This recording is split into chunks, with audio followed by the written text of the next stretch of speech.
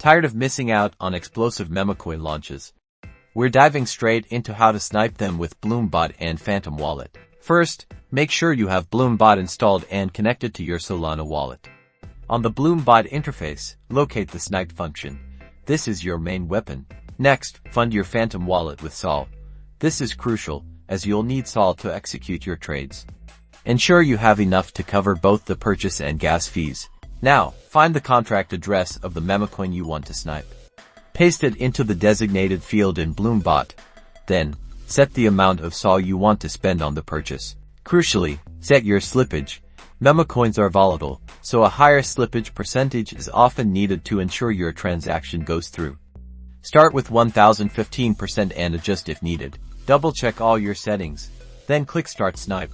Bloombot will now automatically monitor the market and execute the purchase as soon as the token is launched. Phantom Wallet will prompt you to confirm the transaction. Approve it quickly. Time is of the essence when sniping Memecoins. Once the transaction is confirmed, monitor your investment closely.